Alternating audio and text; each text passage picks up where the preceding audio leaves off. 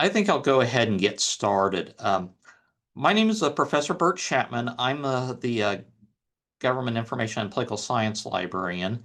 Um, and this presentation is about how to research tariffs and in many aspects of international trade in historic and contemporary U.S. Policy making. Uh, Tariffs have, throughout U.S. history, received varying degrees of emphasis. Um, Based on a number of current economic, historical, and social political factors. They've received a renewed emphasis this year with the beginning of President Trump's second administration and his support for various kinds of tariffs in U.S. Economic and international policy making. So, to understand the constitutional origins of U.S. tariffs, and particularly the initial role of congressional supremacy, you have to go back to the U.S. Constitution in 1787. And Article 1, Section 8 of the Constitution gives Congress the power to collect taxes, duties, imposts, and exercises, and regulate commerce with foreign nations and other uh, entities. Article 1, Section 10 of the Constitution mentioned no state can, without Congress consent, lay imposts or duties on imports and exports, or except for what may be absolutely necessary for executing its inspection laws and various other things. And even then, that would still be subject to the revision and control of Congress.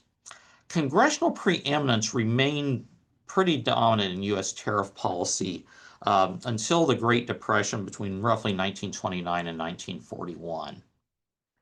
Um, Now, at this point, we also have to look at U.S. presidential trade powers under the Constitution. So Article 2, Section 2, Clause 2 notes that the president, with the advice of consent and consent of the U.S. Senate, can make treaties if 2/3 of the senators agree, and the president shall nominate, with Senate advice and consent, various ambassadors, public ministers, and consuls. And consuls can often be diplomats. And beginning in the 20th century, the presidential tariff authority emerged significantly. In 1934, the Reciprocal Trade Agreements Act, Public Law 73-316, and I'll mention public laws are passed by in numerical order by individual congressional sessions. So right now we're in the 119th Congress. And so the Public Law 73-316 allowed the president to negotiate trade agreements with other countries without receiving separate congressional approval. Then in 1962, the Trade Expansion Act was enacted, and that gave the president the authority to negotiate tariff reductions with other countries. It created what's now the Office of the U.S. Trade Representative, which is in the executive office of the president. And Section 232 of this Trade Expansion Act allowed the president to impose tariffs and import restrictions if they threaten national security, and these had to be justified in writing. Over a decade later, the 1974 Trade Act gave the president what's called fast-tracked authority to promote fair international practices, as the U.S. president saw it, allows Congress to approve or disapprove these trade agreements, but to not amend or block them, and allowed USTR, the Trade Representative Office, to investigate or take actions against foreign trade practices, violating trade agreements or allowing litigation, and that's under Section 301 of the Act. Then something which has become particularly important now actually began in 1977 when Congress and then President Carter signed the International Emergency Economic Powers Act, or EPA. And this allowed the president to regulate international trade by declaring a national emergency in response to unusual and extraordinary threats, and you can interpret those terms any way you want, to U.S. national security. It allowed the authority to block assets, freeze transactions, and potentially even confiscate property. And Section 1701 of this law, as originally enacted, provides the legal authority for those actions to occur. Then in the 1979 Trade Agreement Act strived to foster the growth and maintenance of an open trading system, expand opportunities for U.S. commerce and international trade, and to improve the rules of international trade and provide for enforcing those rules. So various provisions in law and regulations have happened since then. Courts can also get involved in U.S. trade policy, and there's this, besides the normal federal judicial courts, district, circuit, and Supreme Courts, there's a separate court of international trade.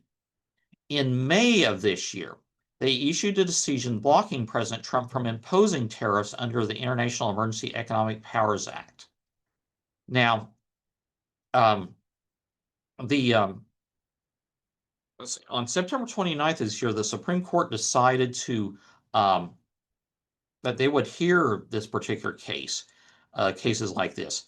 And one of these cases, which will be argued on November 5th, involves a company called Learning Resources and another company called Hantamine, which are small family-owned companies producing educational toys manufactured in Asia. These companies have contended that they will have to raise prices at least 70% to offset the highest level of tariffs that could be imposed.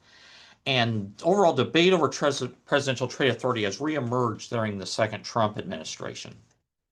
And so there's several different agencies that get involved in U.S. trade policy and tariff policy. One of these is an independent agency called the International Trade Commission, or USITC. It was established in 1916. And they're an independent, nonpartisan, quasi-judicial agency that analyzes international trade issues for the president and Congress. And it also gets involved in adjudicating intellectual property and trade disputes. So something to also remember is tariffs have varied in the amount of revenue they provide for the federal government. From 1789 to 1862, nearly all federal revenue came from customs duties. During the Civil War, for a brief period, an income tax was enacted by the federal government to finance the war. And so between 1863 and 1940, about half of federal revenue came from customs duties and half from internal revenue sources. Then from 1915 on, as a result of the 16th Amendment that made income tax constitutional, the large majority of federal receipts have come from internal revenue or taxes, and customs duties declined in importance. So here's just a chart from a U.S. Census Bureau publication called Historical Stats of the U.S. from Colonial Times to 1970. So this gives you an idea of a distribution of revenue by federal revenue by federal sources from 1789 to 1930. And you can obviously find more recent information on this as well. So this is an example of a study about the U.S. Tariff Commission's establishment, and they mentioned that between 1789 and 1916, Congress enacted 42 tariff laws. And so they mention down here some of these laws, like the initial Tariff Act in 1789 was just 3 pages.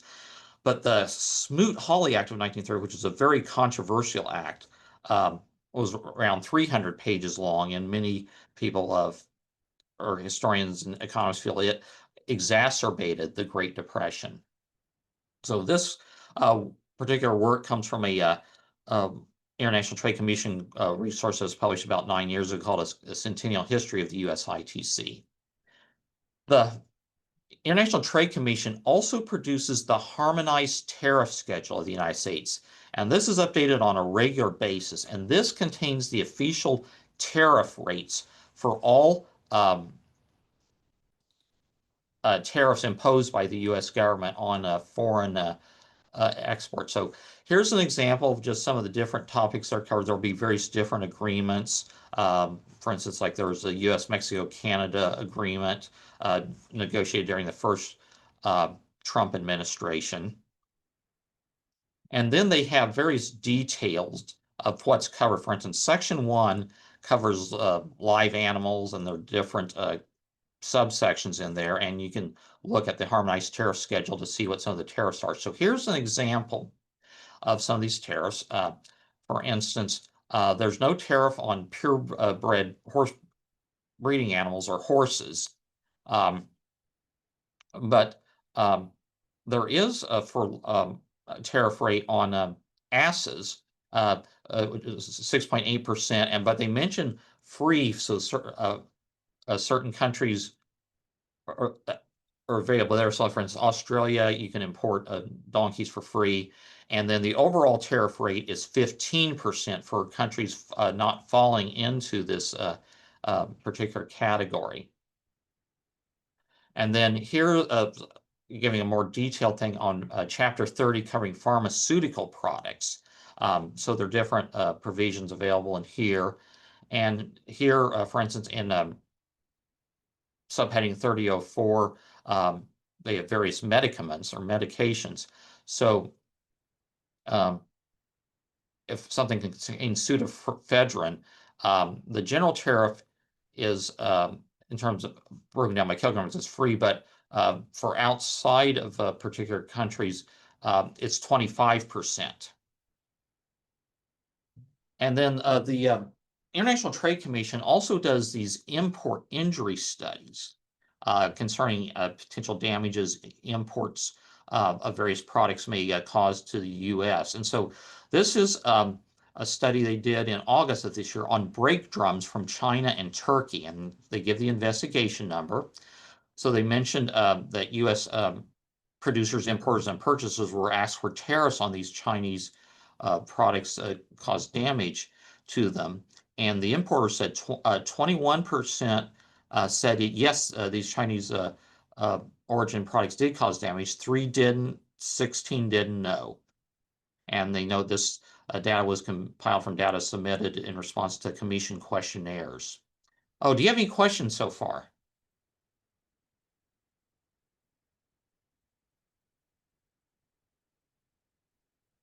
Okay.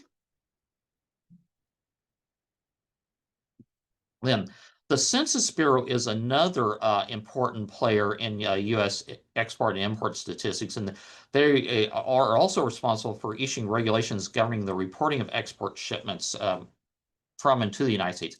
They do not collect tariff statistics, but they provide statistics on imports and exports by detailed commodities, countries of origin, and ports of entry. And so they regularly put out a report called International Trade in Goods and Services, or the FT 900 reports, which come out monthly and annually. And there are other things that are included in here. There's a website you can register for freely called the USA Trade Online. And this is really the official source of this data. So you can find, like, for instance, how many exports were made for particular commodities, say from the port of Chicago or from some other port, or how many imports from particular countries came into the port of Chicago or some other port. So this was a August 5th press release from the Census Bureau and another Commerce Department agency called the Bureau of Economic Analysis. And they mentioned what the goods and services trade deficit was in June. So it was 60.2 billion, which was down 71.7 from 71.7 billion in May. And so they give you additional information on goods and services and other categories. Then a particularly important agency in tariffs is U.S. Customs and Border Protection. Since 2000, or CBP, since 2003, this agency has been part of the Department of Homeland Security.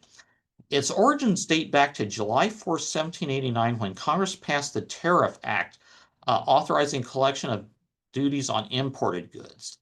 And the initial Customs Service itself was established on July 31st, 1789. Customs perform various law enforcement and immigration responsibilities for individuals and goods entering multiple U.S. locations across the country. And they collected statistics on trade and duties. One thing you'll find out is throughout U.S. history and the history of many countries, there have often been different agencies charged with handling tariffs or international trade policy. So let me kind of continue on with the historical coverage. This was a State Department report covering tariffs from 1842, and it says a report on the commercial relations of the United States with foreign nations and comparative tariffs and various other things. So here's a letter from the Secretary of State, and then they will have different geographic breakdowns, like British colonial territories, French colonial territories, um, and for various other countries at the time. You even see China's mentioned in here. And obviously these number of countries has expanded in the subsequent nearly 180 plus years. So this was an introductory letter from Daniel Webster, who was the Secretary of the State at the time, and it mentions, based on congressional requirements, that they're required to report, the State Department is required to report this data. So they contact American consuls or diplomats in various commercial data to get this information. And of course, they're doing this by letters and sailing ships. They don't have the instantaneous communications we have today. And so this is a summary of British territories, tariffs on territories of British colonial territory in Australia. So there was $1.86 per gallon tariff on rum and tobacco. And they also mentioned specific areas in Australia where these products were imported from. Then these are some additional example of 1842 tariffs on imports from British colonies. And so you have different things like perfume, fancy shaving, and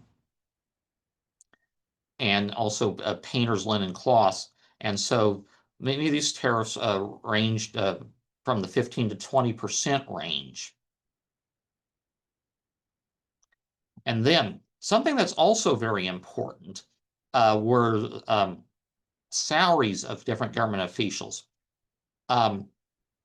Secretary of State Webster, who was an iconic figure in early American political history, one of the things he did as Secretary of State was negotiate the Webster-Ashburton Treaty with Great Britain, which has set a lot of the U.S. boundary with Canada, or at least Eastern Canada. Webster's salary in 1842 was $6,000 a year, but Edward Curtis, who was the collector of the customs at the New York Seaport, made $6,400. So his was the highest salary of any U.S. government official at that time, other than the President of the United States, who was John Tyler. So according to, there are a lot of tools you can use to bring historical salary data up to the present. So Curtis's annual salary as of about a month and a half ago would be $279,000 in today's dollars, while Webster's would be $261,930. So this is some current Customs and Border Patrol tariff data. This was U.S. tariff data and a lot of government data is collected by the federal fiscal year, which runs from October 1st to September 30th.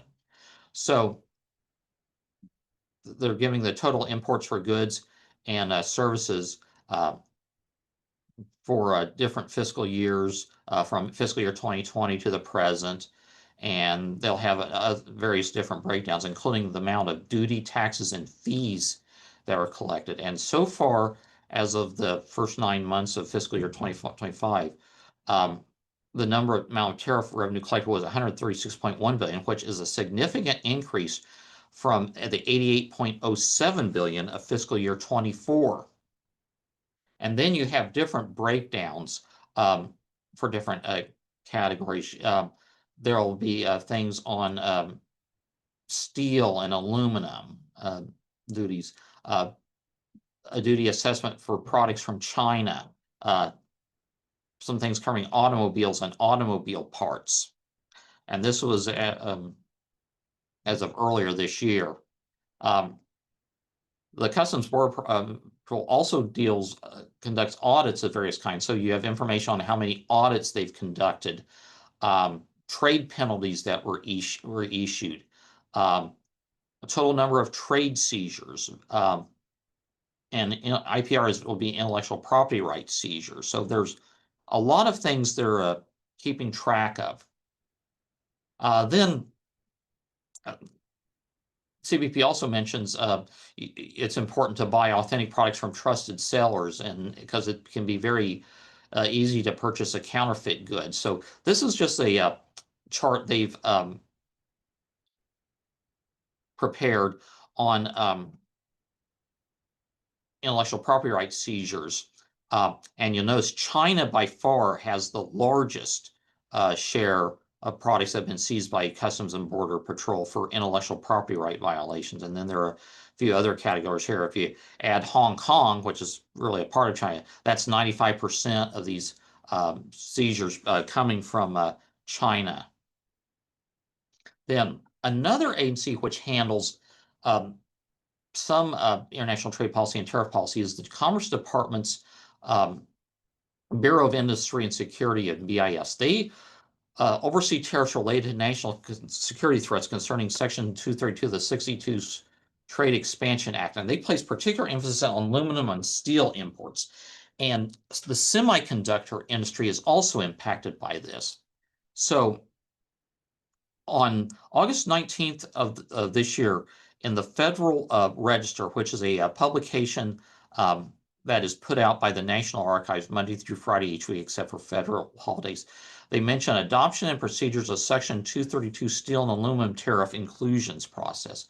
So this is the text of this notice in the Federal Register, and so they'll explain what's involved with here. There will also be information in this particular notice about whom you could contact at the Bureau of Industry and Security to get more information on it. They will have this individual or individual's phone number or email address. Obviously, you wouldn't be able to reach them today because of the government shutdown, but that's available here. You can also comment on these proposed regulations through a website called regulations.gov.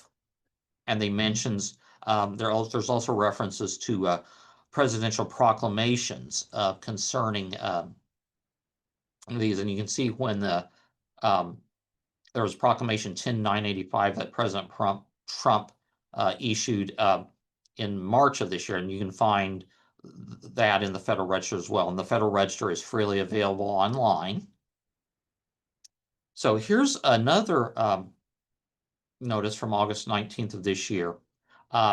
And this is dealing with industrial robots. And the harmonized tariff schedule code for that is 8428.70.00. And this mentions there's a 35% duty on imported industrial robots. And interested individuals and organizations can comment on this notice at regulations.gov as a part of a federal law called the Administrative Procedure Act. So here's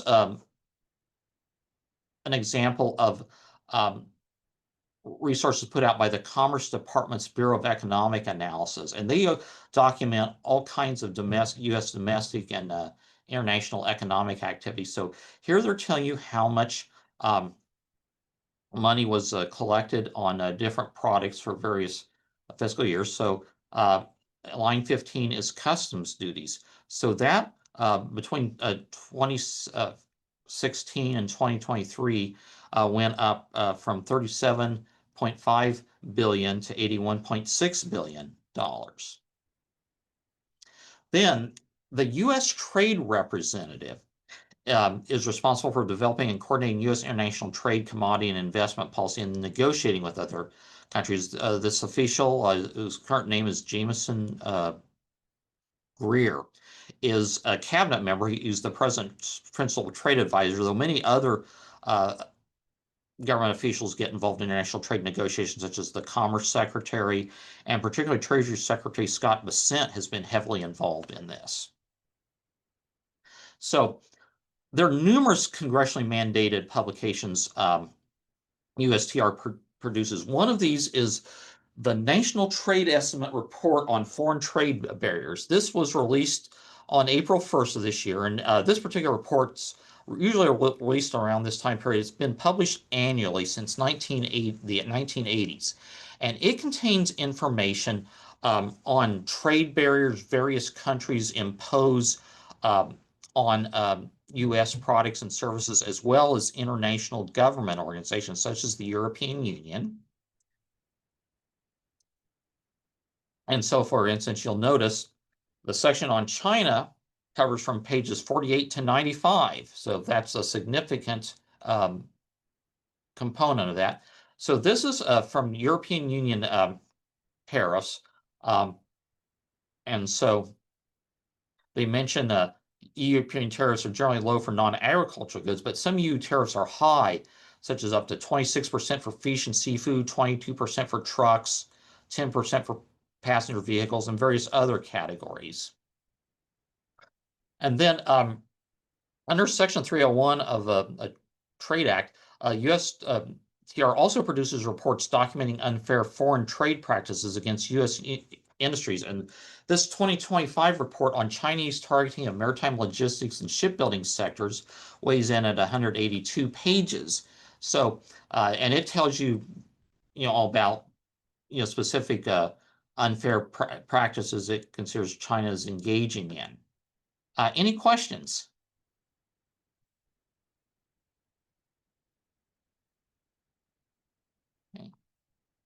An important role to remember is congressional oversight of U.S. International trade policy.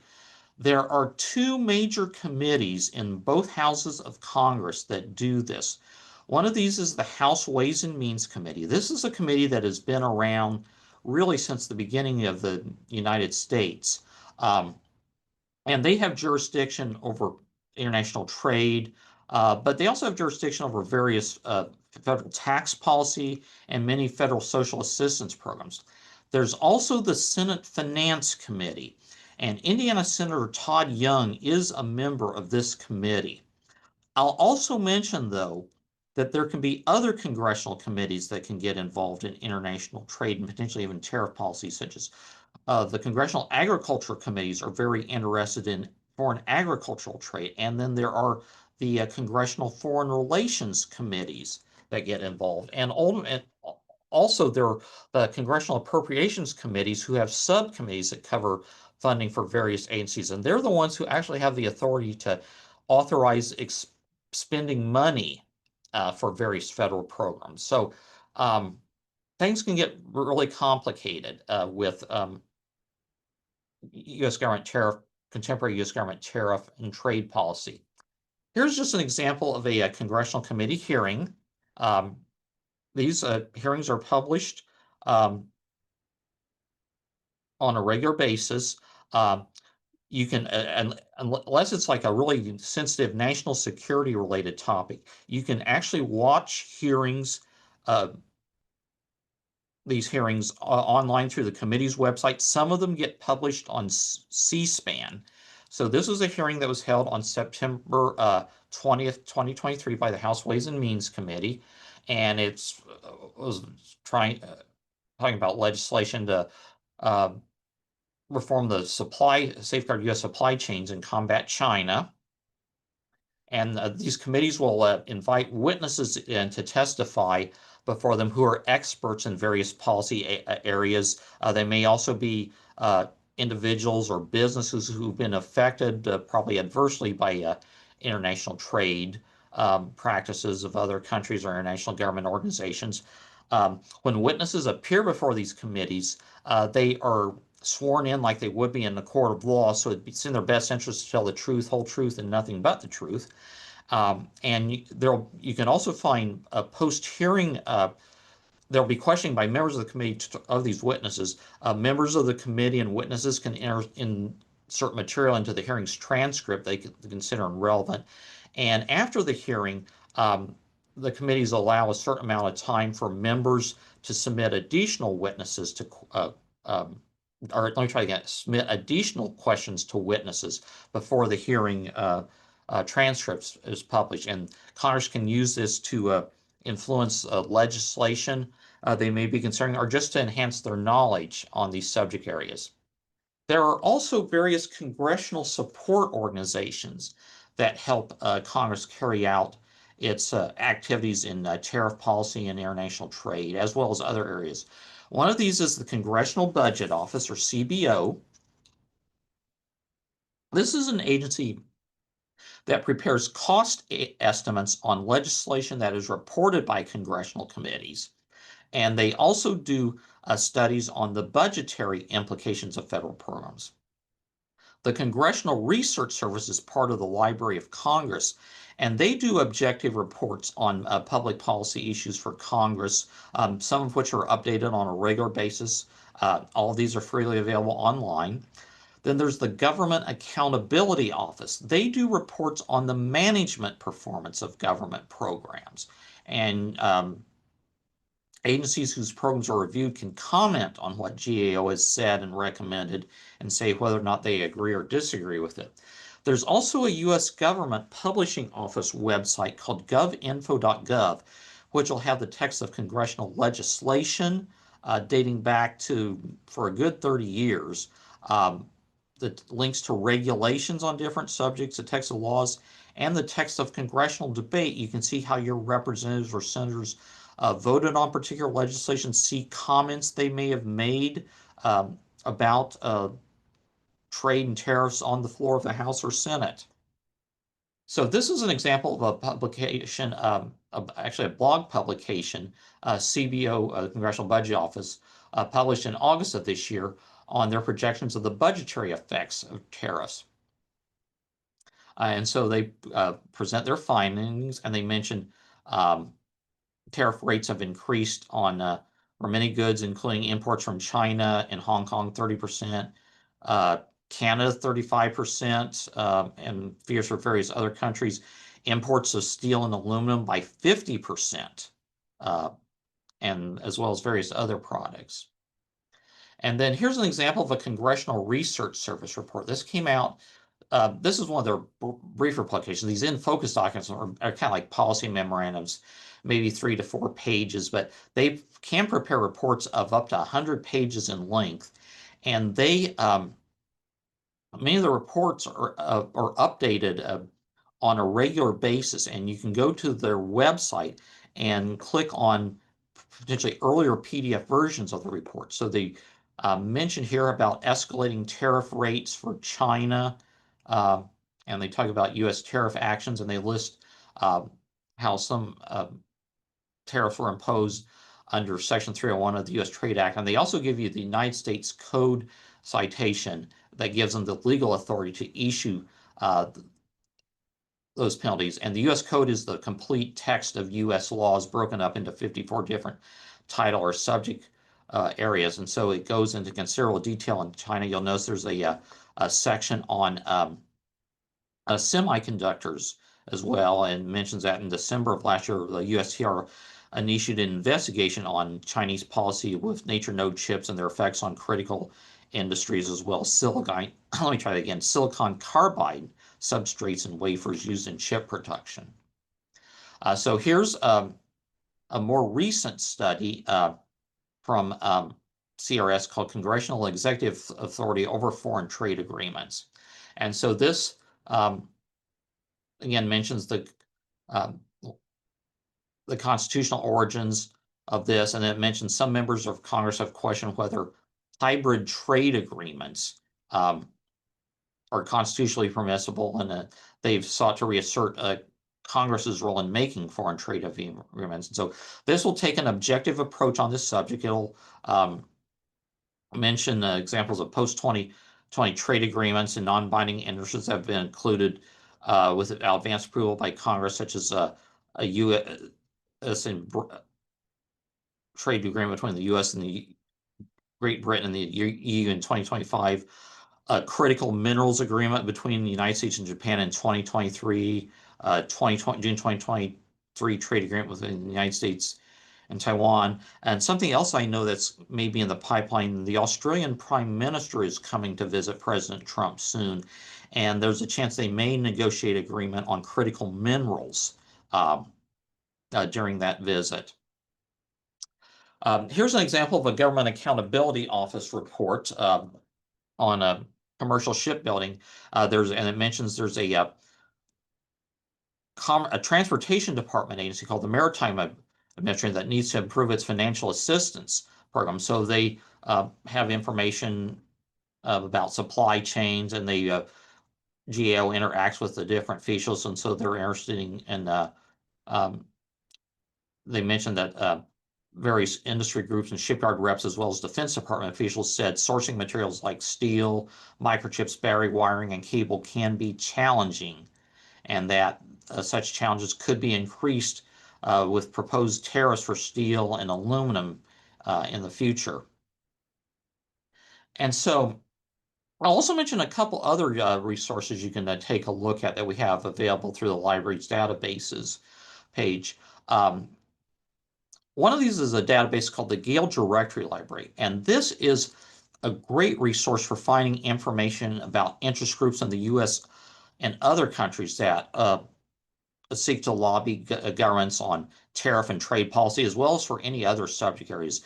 Many of them freely make information about their lobbying efforts and reports they do on subjects of interest on their websites. In terms of looking at historical perspectives on international trade, a couple of databases we have are America: History and Life and Historical Abstracts. Both of these index articles and other literature, including dissertations and theses on historical topics. American History Life covers U.S. and Canadian history. Historical Abstracts covers history from other countries in the world from 1450 to the present. So if you want to see what Russia maybe thinks about various international trade issues or what China might, that'd be a good place to look at. I also think it's very important to study the interaction between U.S. Trade policy making agencies and their foreign and international government counterparts, because any trade policy response the U.S. makes, other countries or international government organizations are going to try to respond to that. And we should also think about the roles, how the responses other countries, interest groups, and industries will make to respond to U.S. activity in the international trade space. There are multiple libraries databases we have covering these topics. And at this point, I'm ready for any questions you have.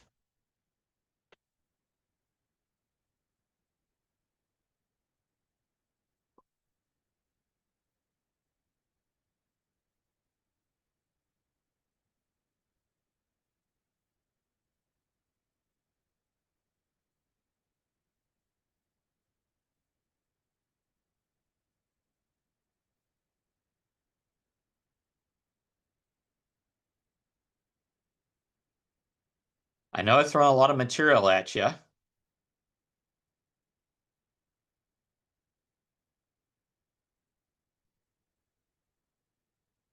and I hope this is useful.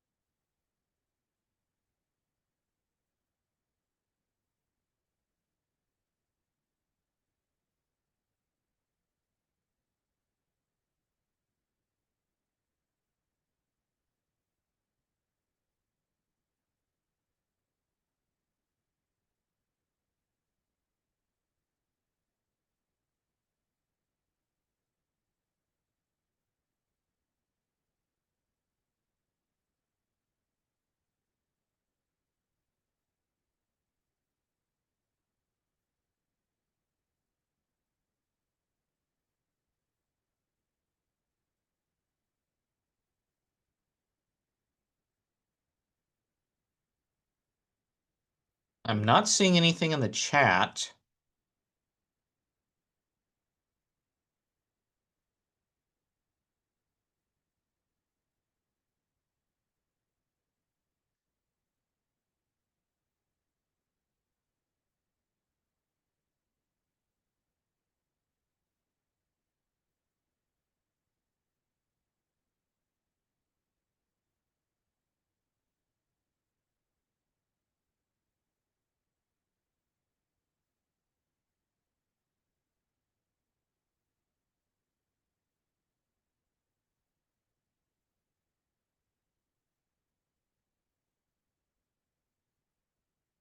If you have any questions, you can email me at chapmanb@purdue.edu, or my campus phone number is 42837.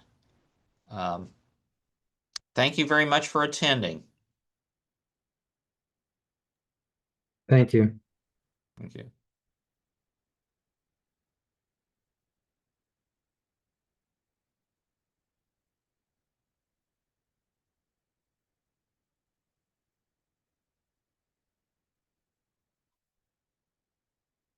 Last chance for questions.